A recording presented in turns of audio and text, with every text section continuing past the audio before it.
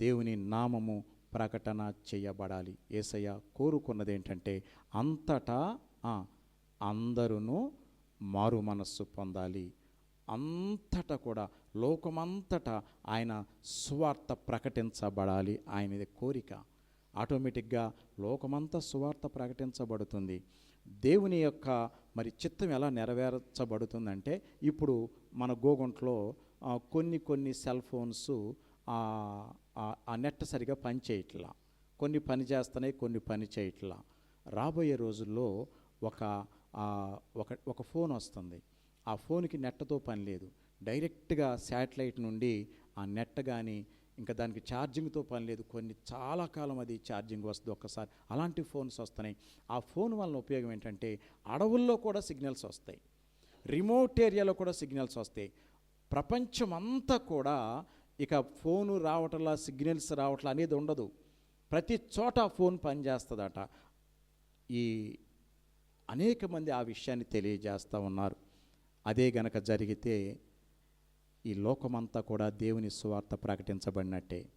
లోకమంతా కూడా దేవుని సువార్త ప్రకటించబడినట్టే. ఎవరు ఫోన్ చూసినా అనేక మంది దేవుని సువార్తను ప్రకటిస్తున్నారు. అనేక రకాలుగా కారణాలు ఏమైనా కావచ్చు, కానీ దేవుని సువార్త ప్రపంచమంతటా అందబోతుంది. అందుకు మనము బాధ్యులంగా ఉండాలి. మన చేతనైనంత మనం చేస్తే ఇంకొకరు చేతనైనంత ఇంకొకరు చేస్తారు. ఆయన నామాన్ని మహిమపరుస్తూ, ఆయనకు కృతజ్ఞతలు తెలియచేస్తూ దేవుని నామాన్ని మనము ప్రకటన చేయాలి. జనములలో ఆయన కార్యములను తెలియచేయండి. మనము ఒట్టి మాటలు చెబితే మనుషులు నమ్మరు.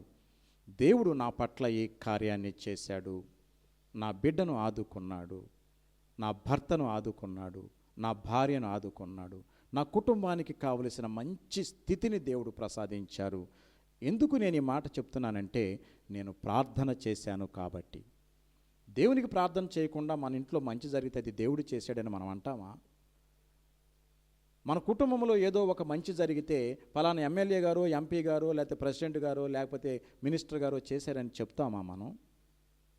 ఎప్పుడు చెప్తాం? ఒకవేళ జరిగితే మనం ఆ ఎంపీ గారినో, ఎమ్మెల్యే గారినో, లేకపోతే మినిస్టర్ గారినో, అయ్యా నా బిడ్డ ఉన్నాడు, ఒక ఉద్యోగం కావాలి, సహాయం చేయండి, నా బిడ్డ ఉన్నాడు, మరి అతను ఏదో ఫ్యాక్టరీ పెట్టుకోవాలంటున్నాడు, సహాయం చేయండి అని నువ్వు కోరితే, అప్పుడు ఆ కోరిక నెరవేరితే ఓహో పలానా ఆయన చేశారు అని మనం చెబుతాం.